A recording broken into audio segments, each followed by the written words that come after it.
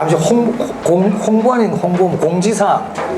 제가 지금 최근에 유튜브를 좀 찍었어요.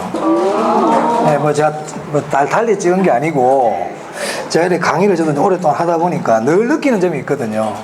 그 이제 우리 학원에 오시면 하루 4시간 수업 듣기 참 힘들잖아요. 너무 격하게 공부합니다. 그래서 제가 이렇게 또 중요한 거를 집중해서 많이 보라는데 그 누가 모릅니까? 다 알죠. 근데 1시간 동안 수업 듣다 보면은 중요한 거 나올 때까지 계속 기다리고 있어야 되잖아요. 저는 좀 그래도 중요하다는 얘기를 자주 해주지만 선생님들마다는 안 그런 분들도 있단 말이에요. 그죠? 그럼 1시간 내내 들어야 이게 지금 중요한 걸 찾아가지고 또 그런 게 있잖아요. 그죠? 그리고 동영상으로 공부하는 분들도 마찬가지고. 그래서 제가 이제 여러분들 좀 그런 분들을 위해서, 공부할 시간이 부족한 분들을 위해서 촬영을 좀 했는데, 이동규 TV라고. 네. 네, 잠깐만 듣고 해요. 내가 1교시 하면 수업 시간 할까 싶은데 안 했는데 지금 이제 또 깜빡할까봐 지금 얘기하는 거예요. 네, 그래가지고 그거를 지금 제가 한 10일간까지 올렸어요. 올렸는데 강의 시간은 한 20분을 잘 안 넘기려고 그래요, 제가. 이 길어버리면 의미가 없어. 길어버리면. 그래서 여러분들이 자, 파트별로 이렇게 쭉쭉쭉쭉 이렇게 해놨어요. 그래서 있죠. 구독 꼭 눌러야 돼. 네, 그래서 제가 다른 욕심보다, 자, 얘기 좀 듣고 하세요. 다른 욕심보다 네, 여러분들 이용을 좀 많이 했으면 좋겠어요. 네, 그래가지고 단원별로 중요한 것들을 위주로 해놨거든요. 그리고 지금 문제풀이도 올라갈 겁니다. 문제도 이렇게 제가 요약을 해가지고 올릴 테니까 공부하기 그러니까 짜투리 시간이 있죠. 차를 타고 다닌다든지 아니면 내가 한 파트를 뭐 이렇게 탄력성을 공부하고 싶은데 시간이 좀 몇 시간짜리, 1시간짜리 강의를 듣기 힘들다. 그러면 그거 찾아서 들으시면 도움이 많이 되실 거예요. 그래서 이제 단원이 끝나면 그 단원 데는 한 20문제 안짝에 문제가 올라갑니다. 제가 문제를 같이 풀이야 합니다. 문제 띄워가지고. 네, 그래서 그거는 제가 이렇게 했으면 좋겠어요. 1차 공부하신 지 얼마 안 되신 분 이용하시면 좋아요. 자, 1차 점수가 잘 나오고 2차에 지금 매진하시는 분들 있죠. 그런 분들은 1차를 손을 놓으면 안 돼요. 1차는 손 놓으면 안 돼. 시험 칠 때까지. 그런 분들은 그거로 정리하면 돼요. 네, 그런 식으로 하시면 되니까 한번. 네. 근데 이것도 하다 보니 근데 괜히 했다 싶어. 와, 힘들어 죽겠어. 이거 괜히 건드려가지고. 네?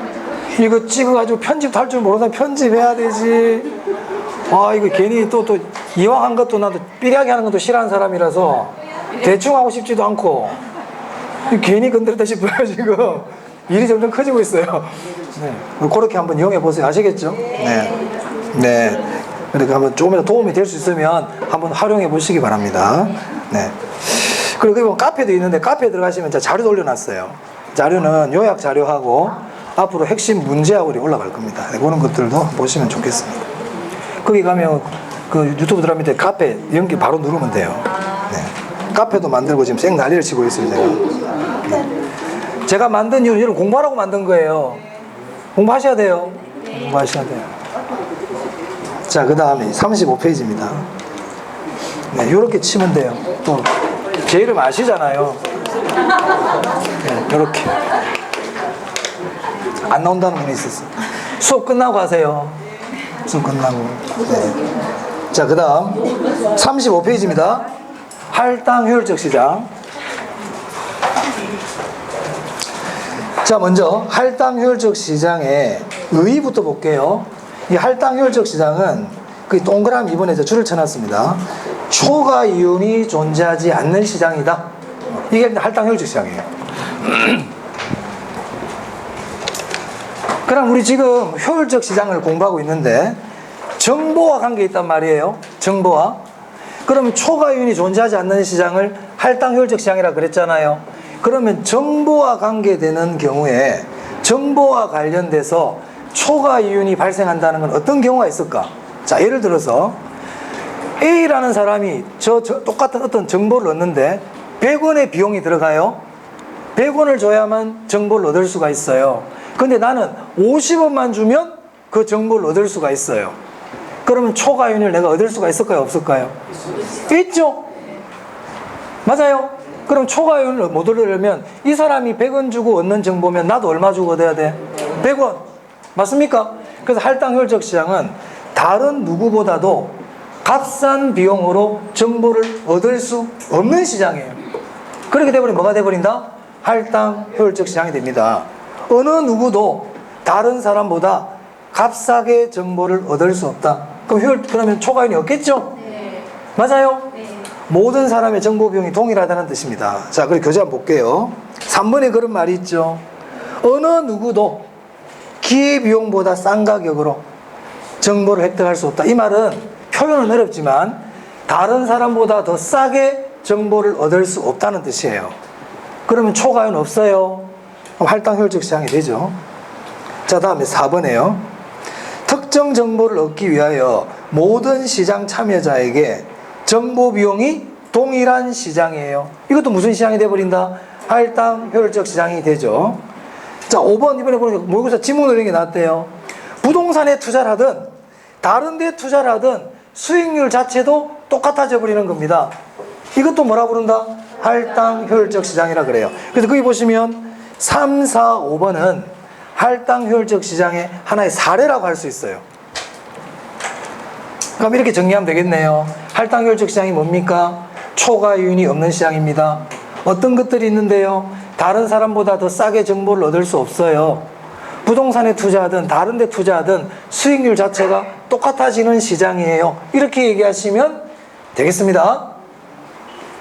할당 효율적 시장 됐나요? 자, 그 다음에 양가로 이번 보세요. 자, 완전 경쟁 시장입니다. 자, 완전 경쟁 시장은 초과이윤이 있어요, 없어요? 완전 경쟁 시장 초과이윤 없죠? 그럼 완전 경쟁 시장은 할당 효율적 시장인가요? 할당 효율적 시장이죠.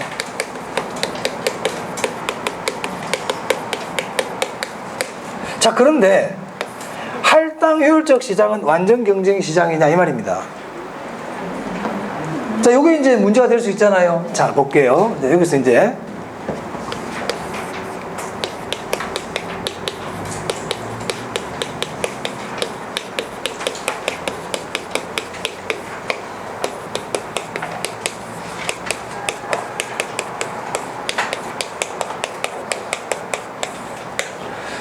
자, 우리가 정보 비용이 존재하지 않는 경우가 있고 정보 비용이 존재하는 경우가 있어요.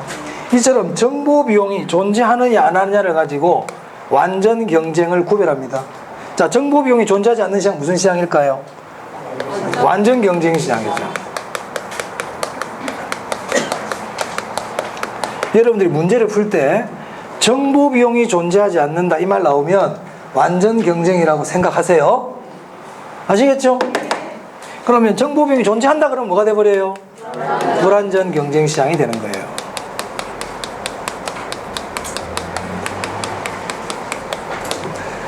그러면 정보 비용이라는 건 뭐냐? 정보 비용은 어떤 특별한 정보를 얻기 위해서 지불하는 비용을 정보 비용이라 그래요. 즉 어떤 정보 가치를 얻기 위하여 지불하는 비용이 정보 비용입니다. 그럼 정보 가치하고 정보 비용이 똑같다 해볼게요.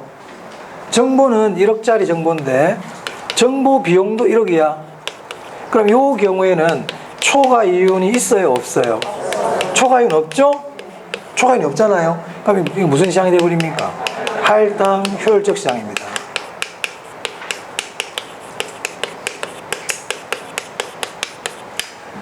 자, 만약에 그런데 정보 가치가 정보 비용보다 커요.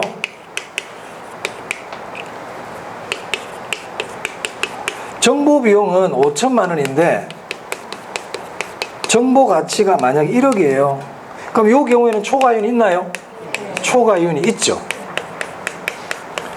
그럼 이 말은 할당 효율적 시장입니까? 할당 효율적 시장이 아닙니까? 할당 효율적 시장이 아니죠? 아니에요. 자, 볼게요. 자, 지금 이 시장이 불완전 경쟁 시장이었어요. 불완전 경쟁 시장인데 불완전 경쟁 시장은 할당 효율적 시장이 될 수도 있고 할당 효율적 시장이 아닐 수도 있죠. 맞습니까? 완전 경쟁 시장은 당연히 뭡니까? 할당 효율적 시장이죠.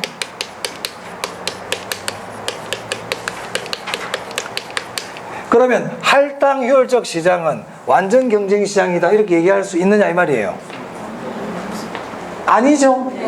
불완전 경쟁 시장도 할당 효율적 시장이 될 수 있죠. 이게 결론이야. 이건 제가 설명드리려고 한 거고. 자, 그럼 여기서 우리가 알 수 있는 게 있어요. 완전과 불완전을 나눈다는 거는 초과 이윤이 있고 없고를 가지고 나누는 게 아니에요. 초과 이윤이 있는 시장은 불완전이고 초과 이윤이 없는 시장은 완전이다 이렇게 하는 게 아니야. 불완전 경쟁 시장도 초과 이윤이 없을 수도 있어요. 그럼 만약에 불완전 경쟁 시장은 초과 이윤이 존재하지 않는 시장이다 그럼 맞아 틀려? 틀렸어요. 불완전 경쟁 시장도 초과 이윤 없을 수 있어요. 없을 수 있다고. 그럼 완전 불완전을 나누는 기준은 뭐냐? 정보 비용이 있느냐 없느냐야. 정보 비용이 있느냐 없느냐가 완전 불완전을 구별하는 거지 초과 이윤이 있고 없고를 가지고 완전 불완전을 구별하는 게 아니다. 아시겠습니까? 네. 아시겠죠? 네. 오케이. 그게 이제 알아야 되겠네. 그리고 할당 효율적 시장은 불완전 경쟁 시장도 할당 효율적 시장이 될 수 있기 때문에 할당 효율적 시장을 꼭 완전 경쟁 시장이다 이렇게 얘기할 수는 없다. 자, 그럼 교재 봅니다. 자, 35페이지. 완전 경쟁 시장은 언제나 할당 효율적 시장입니다. 맞습니까? 네. 넘겨보세요. 자, 여기 보시면 동그라미 1번인데요. 할당 효율적 시장은 완전 경쟁 시장을 반드시 의미하는 것이 아니라 제가 줄 쳐놨어요. 불완전 경쟁 시장, 독점 시장도 할당 효율적 시장이 될 수 있다. 어떤 경우에 정보 가치와 정보 비용이 똑같다면 됐어요? 양가로 3번에 1번 그거 딱 기억해놔야 돼요. 어떻게 기억하느냐? 불완전 시장도 할당 효율적일 수 있다. 불완전 시장도 할당 효율적일 수 있다. 그럼 이걸 갖다가 좀 말을 바꾸면요. 완전 경쟁 시장은 당연히 할당 효율적이죠. 불완전 경쟁 시장도 할당 효율적 시장이 있잖아요. 그럼 시험 질문에 할당 효율적 시장이 어떤 시장도 할당 효율적이 될 수 없다 그러면 무조건 X야. 모든 시장은 할당 효율적일 수가 있죠. 맞아요? 네. 불완전 경쟁 시장도 할당 효율적일 수 있어요. 할당 효율적일 수 없다 이런 말로 X단 말이야. 자, 그 다음 2번인데요 2번도 중요해요. 양가로 3번 1번 2번이 여기 결론이야. 결론. 자, 투기가 성립하는 것은 줄을 쳐놨죠 제가. 우리 투기를 왜 합니까? 그 밑에요. 초과 이윤 얻으려고 하거든요. 초과 이윤 얻기 위해서 투기를 한단 말이에요. 자, 그러면 할당 효율적 시장은 초과 이윤이 없는 시장이죠. 그럼 투기가 성립할까 안 할까? 안 한단 말이야. 자, 그런데 보세요. 불완전 경쟁 시장인데 이 불완전 경쟁 시장은 초과 이윤이 없을 수도 있고 있을 수도 있거든. 그러면 초과 이윤이 없을 때는 투기가 성립해요 안 해요? 안 하죠. 맞습니까? 그러면 투기가 성립하는 이유는 시장이 불완전하기 때문이다 그러면 돼 안 돼? 안 된단 말이야. 이때는 투기가 성립 안 해. 맞아요? 그래서 투기가 성립하는 거는 시장이 불완전해서가 아니에요. 시장이 불완전해서가 아니에요. 시험장 가면 이런 거 틀려요.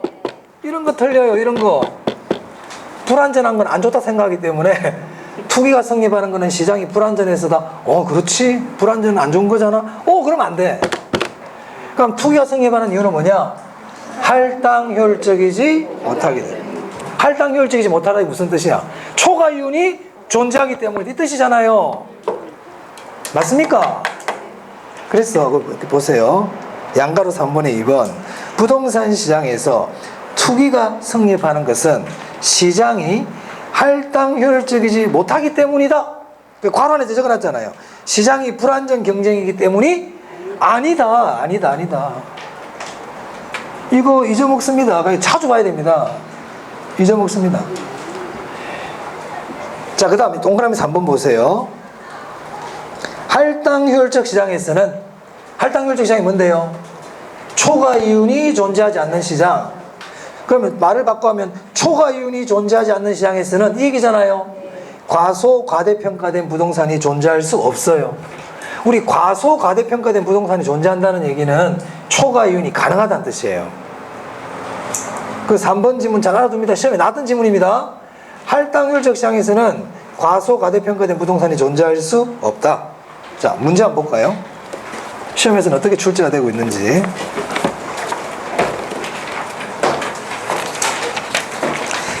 이 할당효율적 시장은요, 예전에는 잘 안 나오다가 최근 한 5, 6년 안짝으로 좀 나오고 있거든요. 그래서 좀 봐놔야 돼요. 자, 어디를 보시냐. 61페이지. 61페이지 폈습니까? 네, 거기 3번 한번 보겠습니다. 3번. 8번에 3번 지문. 네, 8번에 3번 지문.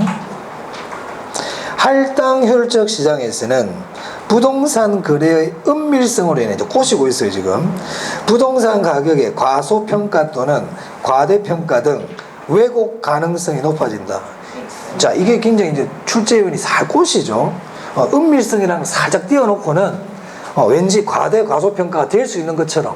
근데 여기서 가장 중요한 말이 뭐냐면 할당효율적 시장에서는 이렇게 해버렸거든. 그럼 이게 무슨 시장이라는 겁니까? 지금 초과이윤이 존재하지 않는 시장이라는 뜻이잖아요. 그때는 과대가소평가가 발생하지 않습니다. 아시겠죠? 네. 그리고 지금 문제에 나온 게 안 보이네. 최근 이런 문제가 나왔죠. 불안전 경쟁시장도 할당효율적 시장이 될 수 있습니다. 불안전 경쟁시장도 할당효율적 시장이 될 수 있어요. 독점시장도 될 수 있어요. 있습니다. 네, 그런 것들 기억하시면 되겠습니다. 자, 이제 넘깁니다. 요약집으로 오세요.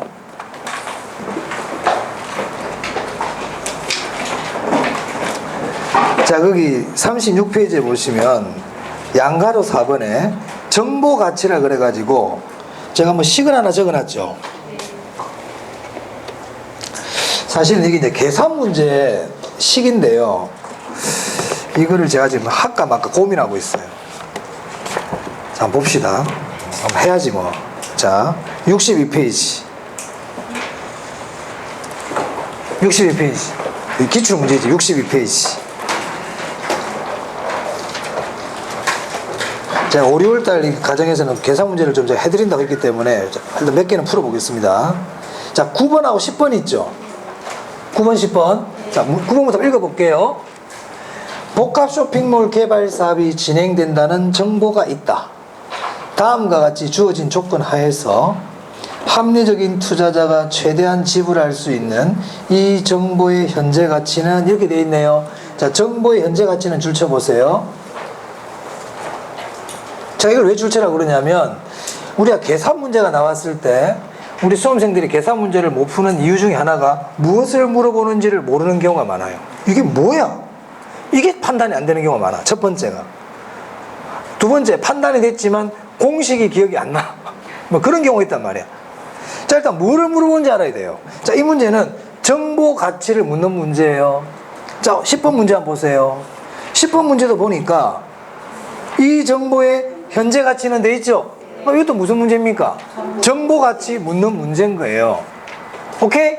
아, 그럼 정보 가치 묻는 문제구나. 그러면 이 정보 가치 묻는 문제는 어떻게 푸느냐를 정형화 시켜놔야 돼요. 정형화. 딱 패턴을 만들어 놓고 그거를 5번, 6번 반복을 하는 게 굉장히 중요합니다. 그래서 여러분들이 9번, 10번 가지고 반복 연습을 하면 됩니다. 일단 9번이나 10번 둘 중에 하나 골라가지고 한 문제만 반복해. 그리고 나서 나머지 문제는 연습 삼아 풀어봐봐. 잘 되는지. 아시겠죠? 자, 그럼 저는 뭐 똑같아요. 문제가 9번 한번 해볼게요. 최근 거. 자, 일단 문제를 읽고요. 어떻게 푸는지는 설명드릴게요. 읽어볼게요. 복합 쇼핑몰 개발 예정지 인근에 일단에 A 토지가 있다. 2년 후 2년 동그라미 해야 돼요. 2년 후 도심의 복합 쇼핑몰이 개발될 가능성이 50%다. 2년 후 도심의 복합 쇼핑몰이 개발되면 A 토지의 가격은 6억 500만 원, 개발되지 않으면 3억 250만 원으로 예상된다. 투자자의 요구 수익률은 할인율은 10%다. 10% 동그라미. 했어요? 제가 지금은 읽었지만 실제 여러분들 문제 풀 때는 읽으면 안 돼. 읽지 말고 바로 들어가야 돼. 바로 어떻게 들어가는지를 지금 합니다. 자, 정보의 현재 가치, 정보 가치 구하는 계산 문제랑 알았잖아요. 그러면 딱 이렇게 해야 돼요.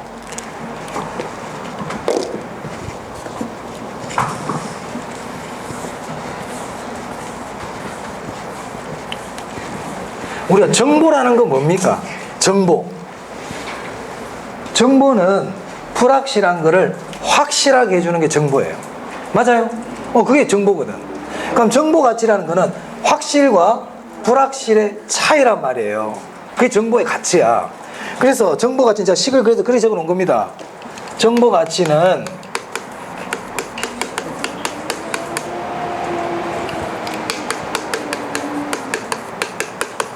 확실성의 현재 가치에서 불확실성의 현재 가치를 빼면 돼요.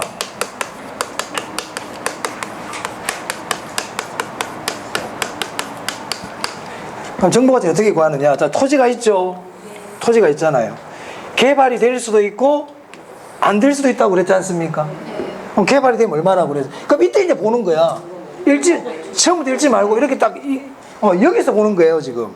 개발되면 얼마래요? 6억 500이죠. 6억 500이에요. 개발이 안 되면요. 3억 250이잖아요. 확실해요, 불확실해요? 불확실하거든. 개발될지 안 될지 불확실하단 말이야. 자, 이때 확률이 나옵니다. 확률이 얼마죠? 50%씩이죠. 개발될 확률도 50%고 개발이 안 될 확률도 50%란 말이에요. 그죠? 그럼 어떻게 하느냐? 이 확률을 곱해. 이게 딱 이제 시스템이 돼야 돼. 우리 출제자는 고맙게도 50% 만들어줬어요. 50%일 때는 두 개 더해서 나누기 2해도 돼. 두 개 더해서 나누기 2해도 됩니다. 원래는 50% 곱해서 이렇게 더해야 되거든요. 이걸 가중평균이라 그러죠. 우리 기대승률 구할 때 이렇게 했잖아요. 50%일 때는 이거 두 개 더해서 나누기 2해도 됩니다. 그럼 6억하고 3억하고 두 개 더하면 9억이니까 4억 5천이겠네. 250하고 500 하면 750이니까 반하면 얼마야? 375만 원 되나? 예? 4억 750만 원 되는 거예요? 뭐 그 정도 되겠네요. 4억 750만 원이 돼요. 이 두 개 합치면. 오케이? 자, 근데 여기서 끝내면 안 된다. 이게 지금 들어오는 거다. 2년 뒤다. 그래, 이걸 빠뜨린단 말이야. 이걸 빠뜨리면 안 돼. 현재 가치 구해야 돼. 그래서 제가 아까 2년 동그라미 하고 10% 동그라미 하라는 거예요. 그럼 어떻게 해야 될까? 여기 나누기 1.1의 제곱. 이거 빠뜨리면 안 된다. 됐어요? 그러면 4억 750만 원 나누기 1.1 나누기 1.1. 그렇지. 그럼 얼마 나와? 예? 3억 7,500 나온다고요? 3억 7,500? 계산기 하면 그렇게 나옵니까? 4억 750만 원 나누기 1.1 나누기 1.1 얼마 나와요? 1억 2,500만 원 나와요. 3억 10 그렇게 작게 나와버려? 3억 7,500이 아니고? 그건 답이고 지금 내가 이 밑에 보니까 답 말고 계산기가 없다고. 4억 750만 원 맞습니까? 아, 답답해. 계산기 들고 올 걸 그랬네. 이거 얼마 나와요? 4억 750원 맞아요?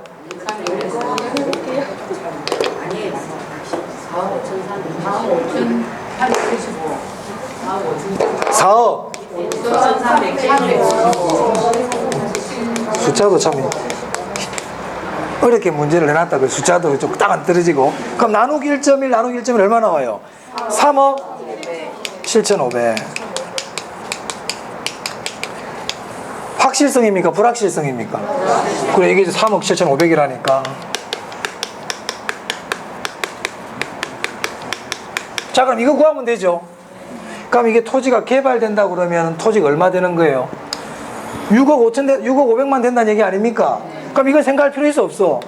개발되면 이건데, 맞아요? 이거 어떻게 돼 또? 나누기 1.1의 제곱. 그럼 6억 500만 원 나누기 1.1 나누기 1.1. 그럼 얼마 나와요? 5억 나옵니까? 그럼 5억에서 3억 7,500만 원 뺀 게? 그렇지, 그게 정보 가치다. 됐어요? 자, 그러면 10번 한번 해볼게. 자, 10번 한번 보자. 10번. 1년 후 신역사가 들어선다는 정보가 있다. 이 정보 현재 가치는? 자, 이런 문제 나오잖아요. 확실성부터 구해볼게요. 확실성부터. 확실성이라는 거는 개발이 되고 신역사가 들어온다는 거잖아요. 자, 볼게요. 1년 후 보입니까? 제가 이 문제를 푼다면 이렇게 한다는 거예요. 아, 1년이구나. 요구 수익률이 바로 눈에 들어오네. 요구 수익률 몇 프로예요? 10%죠? 그럼 나는 얼마를 나눠야 돼? 그렇지, 1.1을 나눠야 돼. 자, 그러면 역사가 들어올 때 얼마야? 8억 8천이죠? 8억 8천 나누기 1.1. 바로 때려버리는 거지, 바로. 8억 8천 나누기 1.1. 8억 나오지? 이게 확실이야, 확실. 확실 구했다. 근데 불확실만 구하면 되죠? 자, 이제 여기 들어오면 8억 8천인데 들어올 확률이 40%래. 그럼 8억 8천 곱하기 0.4. 그렇지. 적어. 적었어요? 계산기도 적어. 그리고 다시 6억 6천만 원 곱하기 0.6. 적어. 적었어요?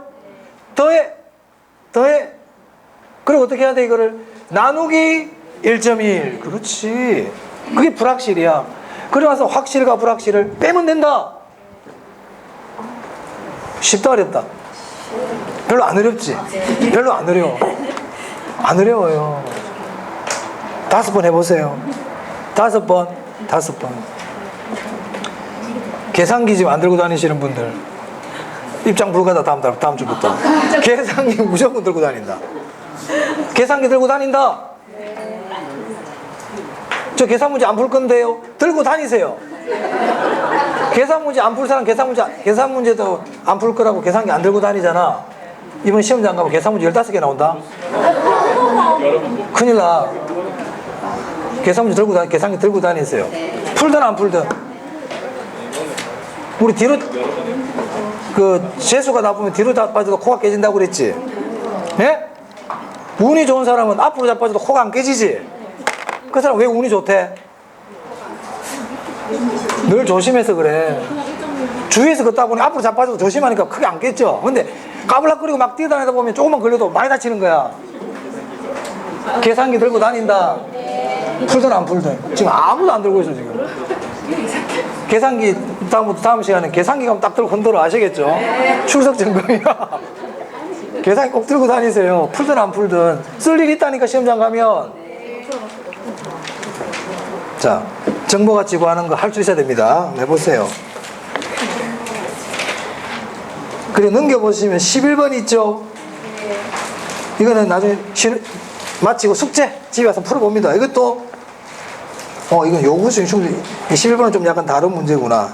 이건 하지 마세요. 14회 때까 이거 안 해도 된다. 정보가치 꼭 하셔야 됩니다. 올해 나올 수 있을 것 같아서 그래요. 제가 올해 나올 수 있을 것 같다니까. 제가 사실 여담인데 25회 때 이 문제 나왔잖아요. 제 친구가 이때 시험장 갔었거든요.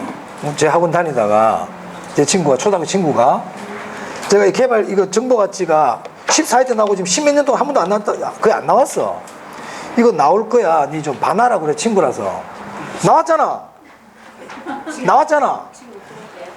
틀렸어, 걔가. 이걸 안 했어.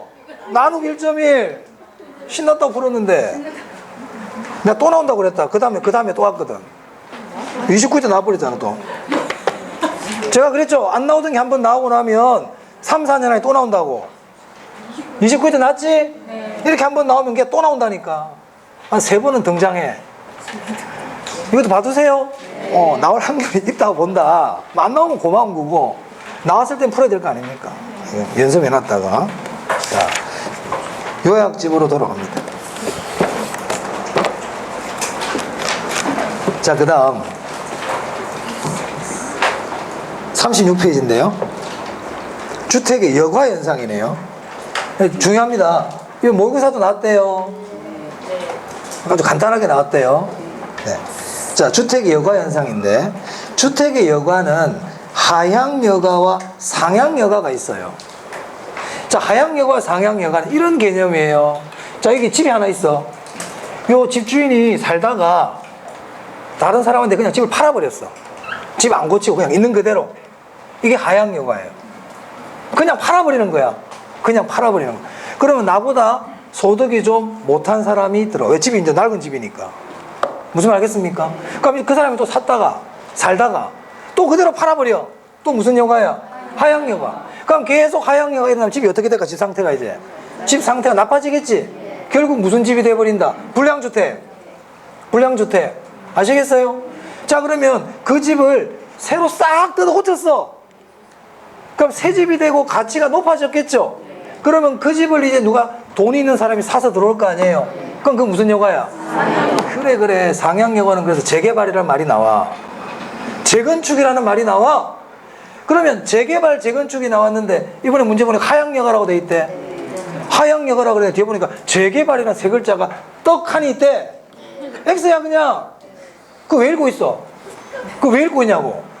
그래 시간이 많이 걸리지. 하향 여과라는 글자가 나왔는데 뒤에 재개발이 나와 있단 말이야. 그냥 틀린 거예요. 아시겠어요? 재개발은 뭐라고요? 상향 여과야. 왜 그걸 다 읽고 있다? 다 읽고 있다. 읽고 또 틀린다. 이거 뭐 하자는 거야 지금. 그런 걸 설상가상이라 그러는 거야.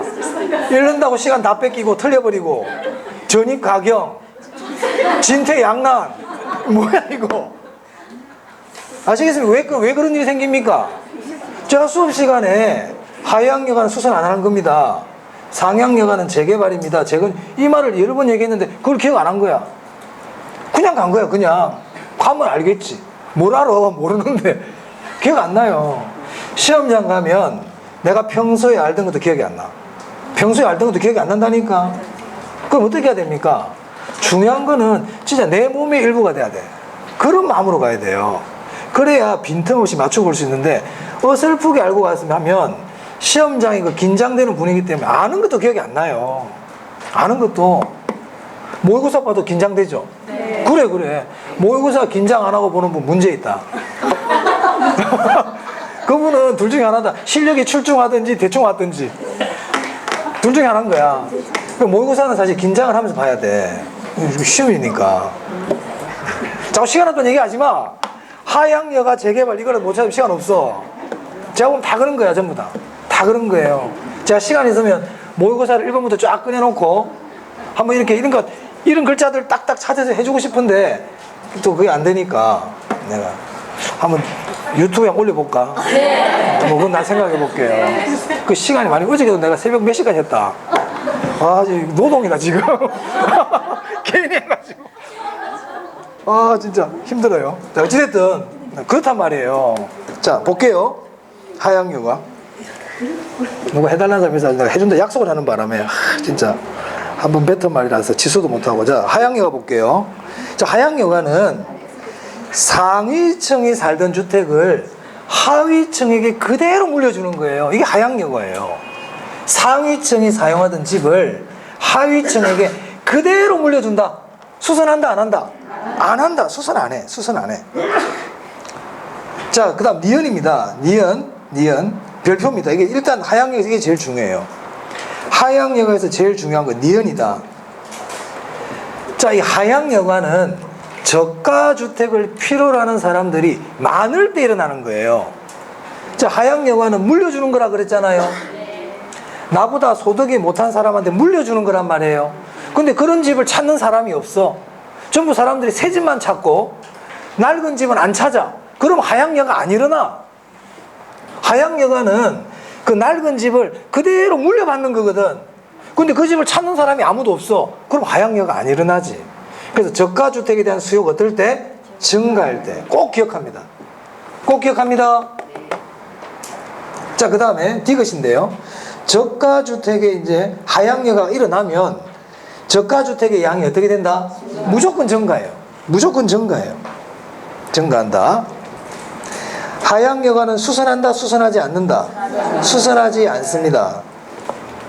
그래서 하향여가 옆에다가 이런 말 하나 적어도, 이거 좀 빠졌네요. 이 말 하나 적어주세요. 하향여가 옆에다가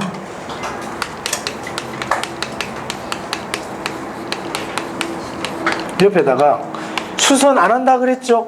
수선 안 한다 그랬어요. 이 말은 수선 비용하고 수선을 하게 되면 가치가 오를 거 아니에요? 어떨 때 수선 안 할까요? 수선 비용이 더 클 때. 이거 같이 적어둡니다. 그래서 시험에 수선 비용이 수선 후 가치 증가보다 크다 작다 이런 말이 나오거든요. 이런 식으로. 그럼 여러분들은 수선하는지 안 하는지를 판단하시면 돼요. 그럼 수선 안 한다 그러면 뭐라고요? 하향여가. 수선한다 그러면 뭐라고요? 상향여가예요. 자, 동그라미 이거 보겠습니다. 하위층이 살던 주택을 대수선, 재건축, 재개발을 통해 상위 계층이 사용하는 걸 뭐라 부른다? 상향여가라 부른단 말이에요. 이건 수선하는 거네. 그럼 이런 경우는 왜 상향여가가 일어날까? 낡은 집을 찾는 사람이 없어. 저가주택을 찾는 사람이 없어. 그러니까 어떻게 해야 돼? 재개발해버리는 거예요. 재개발. 그래서 우리가 낙후된 지역에 가면 그 집을 찾는 사람이 없는 거예요. 집을 내놔도 안 사, 아무도. 저가주택에 대한 수요가 없다는 얘기잖아요. 그럼 그 지역이 어떻게 됩니까? 재개발해버리는 겁니다. 그래서 저가주택에 대한 수요가 어떨 때? 감소할 때. 또는 고가주택에 대한 수요가 증가할 때 이렇게 얘기할 수도 있어요. 됐어요? 우리 시험은 지금 동그라미 1, 2번 여기서만 지금까지 출제가 되고 있다. 다시 정리합니다. 하향여가 상위층이 사용하던 주택을 하위층에게 그대로 물려주는 거다. 수선 안 한다. 저가주택의 수요가 증가할 때 발생한다. 하향여가가 일어나면 저가주택의 양은 무조건 증가한다. 증가한다. 자, 상향여가 하위층이 사용하던 주택을 수선, 재건축, 재개발해가지고 상위층이 사용하게 되는 걸 뭐라 부른다? 상향여가. 수선한다는 거 했다고 했어요. 저가주택에 대한 수요가 없을 때 또는 고가주택에 대한 수요가 증가할 때 일어나요. 자, 그 다음에요. 37페이지인데요. 이 부분은 지금까지 시험에 출제된 적은 없어요. 없지만 자, 참고를 일단 말씀드릴 테니까 제가 말씀드린 결론만이라도 기억하시기 바랍니다. 자,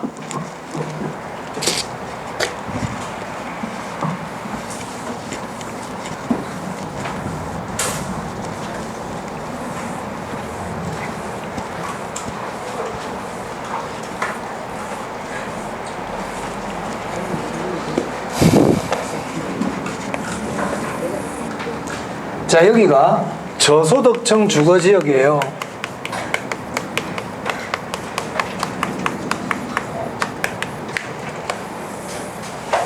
여기가 고소득층 주거지역입니다. 이런 걸 우리가 주거분리라 그러죠. 저소득층 주거지역과 고소득층 주거지역으로 나누어지는 거를. 그럼 여기에는 조금 이제 저가주택들이 있겠죠.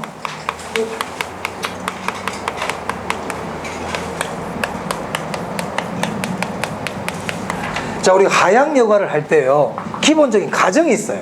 어떤 가정이냐면 저소득층들은 저가주택을 구입하고 고소득층들은 고가주택을 구입한다는 기본 가정을 갖고 시작을 해요.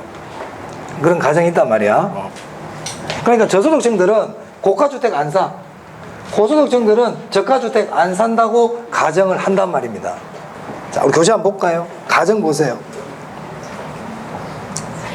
네, 1번 주택시장이 고가주택시장과 저가주택시장으로 나누어진다고 가정한다.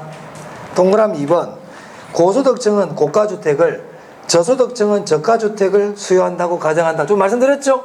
자, 동그라미 3번은 별표만 합니다. 자, 이걸 제가 왜 별표라고 그러냐면 정부가 줄칠게요. 저가주택에 대한 신축을 금지하는, 줄치세요. 정부가 저가주택의 신축을 금지한다. 자, 이런 말 딱 나오지? 하향여가 문제야. 자, 시험 문제를 읽었는데 정부가 저가주택의 신축을 금지한다는 게 시험 문제에 딱 나와 있잖아요. 아, 하향여가 문제구나. 이렇게 생각하시면 됩니다. 오케이? 자, 이런 상황에서 정부가 저소득층에게 보조금을 줘요. 보조금. 저소득층들에게 집 사라고, 집 구하라고. 그러면 저소득층들의 소득이 어떻게 됩니까? 소득이 증가하지. 그러면 저소득층들의 소득이 증가하니까 주택의 수요가 어떻게 되겠어요? 증가하죠. 근데 저소득층들은 고가주택 산다, 저가주택 산다? 저가주택 산단 말이에요. 그래서 저가주택의 수요가 어떻게 돼요? 증가해요. 맞아? 그럼 저가주택 수요가 증가하면 저가주택 가격 어떻게 돼? 올라가. 그러면 저가주택 가격이 올라가면 저가주택을 가지고 있는 기존의 집주인들이 초과 이윤을 얻죠. 맞아요? 그러면 장기로 가면 초과 이윤을 없애기 위해서 저가주택의 공급이 늘어나야 될 거 아니에요. 맞습니까? 아까 적었잖아. 수요 증가, 가격 상승, 초과 이윤. 장기로 가면 공급 증가. 저가주택의 공급이 늘어나야 되죠. 근데 저가주택은 신축이 돼, 안 돼? 안 된다고. 정부가 막아놨다고. 그러면 저가주택의 공급은 어떻게 일어나? 하향여가를 통해서 일어나는 거야. 하향여가. 무슨 말 알겠습니까? 제가 하고 싶은 얘기는 저가주택의 공급은 신규 공급을 통해서 일어난다. 하향여가를 통해서 일어난다. 하향여가를 통해서 일어나는 거예요. 자, 봅니다. 저가주택 시장 보세요. 정부가 저소득층에게 보조금을 지급해. 그러면 저소득층은 실질 소득이 증가하죠. 그래서 단기에는 저가주택에 대한 수요가 증가한단 말이에요. 그럼 저가주택의 가격이 오르겠죠? 그럼 기존 공급자들이 초과 이윤이 발생할 거 아닙니까? 그럼 장기로 가면 저가주택의 공급이 증가하고 저가주택의 가격이 하락하고 기존 공급자의 초과 이윤이 소멸한단 말이에요. 자, 그런데 4번에 보세요.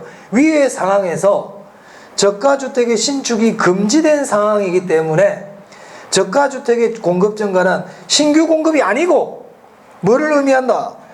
그렇죠. 고가주택 중에서 수선을 하려고 그러니까 수선 비용이 너무 많이 들어가는 집들 있잖아요. 그런 것들이 하향여가 된 거예요.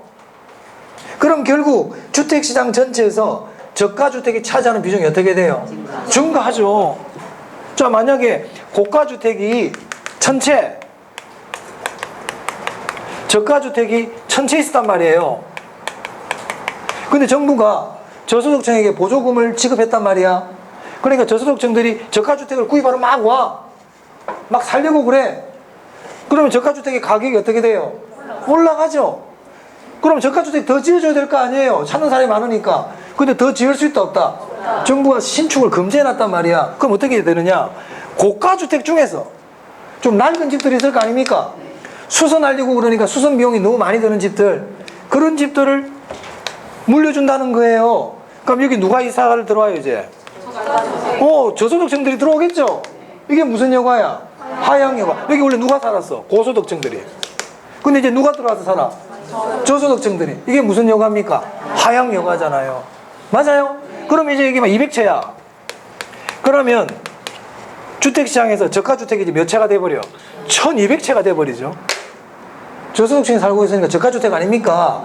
그럼 저가주택의 양은 어떻게 돼요? 증가하잖아요. 그래서 제가 아까 하향여가가 일어나면 저가주택의 양은 무조건 늘어난다고 그랬죠. 그리고 저가주택의 수요가 증가했죠. 지금 저가주택의 수요가 증가하니까 하향여가가 일어나고 있네요. 맞습니까? 자, 이제 고가주택 시장 한번 봅시다. 고가주택 시장. 그럼 고가주택 시장은 원래 1000채가 있었는데 200채가 뺏겨버렸죠. 맞아요? 그럼 고가주택에서의 가격이 어떻게 될 것 같아요? 고가주택 가격이 올라가요. 집이 부족해요. 고가주택 집이 부족하다고. 그럼 가격이 올라가겠지. 그럼 고가주택 더 지어줘야 돼? 안 지어줘야 돼? 더 지어줘야 돼요. 자, 그럼 질문. 고가주택은 신규 공급으로 늘어나겠네요. 맞습니까? 그래서 이 주택의 여가라는 건 이런 걸 갖고 있는 거예요. 우리 주택시장에서 낡은 집들은 물려준다. 그럼 결국 고소득층들이 사는 고가주택들만 신규 공급을 통해서 일어난다는 겁니다. 저소득층들의 집들은 전부 뭐로 물려받는 거다? 하향여가로 받는 거예요. 무슨 말 알겠습니까? 그럼 고소득층들이 사는 고가주택은 전부 다 뭐로 통해서 이루어진다? 그래. 이게 여가현상의 설명이란 말이에요. 자, 그래서 고가주택은 더 지어줘야 되겠죠? 그럼 이게 만약에 비용 일정 산업이야. 그럼 몇 채가 늘어날까요? 뺏긴 것만큼 그대로 늘어날 수 있죠. 비용 증가 산업이면요. 이거보다 적게 한 100채밖에 증가를 해줄 수가 없다. 가격도 종전보다 올라갈 거고. 맞아요? 자, 볼게요. 왜 올라 그러면 이해를 해버려야 돼, 사실은. 자, 고가주택 시장입니다. 고가주택 시장은 일부 주택이 하향여가 되었으므로 고가주택의 양이 부족하다. 그렇죠? 그래서 고가주택 시장에서 뭐가 발생한다? 신규 공급이 발생하는 거예요. 그래서 저가주택의 공급은 하향여가, 고가주택의 공급은 신규 공급. 말 바꾸기가 너무 좋아. 모의고사 같은 데서 나올 수 있어요. 자, 그 다음 3번 4번 봅니다. 고가주택 시장이 비용 일정 산업이래. 그러면 종전 가격에서 하향여가 된 만큼 공급이 증가하고, 비용 증가 산업이면요, 종전 가격보다 높은 수준에서 하향여가 된 것보다는 작은 양이 공급이 증가된다. 무슨 말인지 알겠습니까? 자, 그럼 보세요. 만약 이게 비용 일정 산업이에요. 그러면 고가주택이 몇 채가 더 생겨요? 200채가 더 생기죠? 그럼 원래 이 동네에는 집이 원래 몇 채 있었어요? 2000채 있었죠? 맞습니까? 근데 이제 몇 채가 됐어요? 2200채가 됐죠? 몇 채가 늘어났어요? 200채가 늘어났잖아. 이게 고가주택이다, 저가주택이다? 고가주택이다. 그래서 하향여가가 일어나면 고가주택은 신규 공급을 통해서 그만큼 딱 늘어나는 겁니다. 무슨 말 알겠어요? 고가주택은 신규 공급을 통해 늘어나는 거예요. 저가주택의 양이 늘어난다는 것은 그걸 지어줬다는 뜻이 아니고 고소득층들이 살던 집을 물려받은 양이 늘어났다는 뜻이에요. 네, 그런 내용이에요. 자, 오늘 여기까지 하겠습니다. 여기까지 하고 다음 시간에 이 주택의 여가에 대한 문제 풀고요. 그리고 나서 주거분리 하도록 하겠습니다. 자, 오늘도 고생 많이 하셨습니다. 식사들 맛있게 하세요. 수고하셨습니다.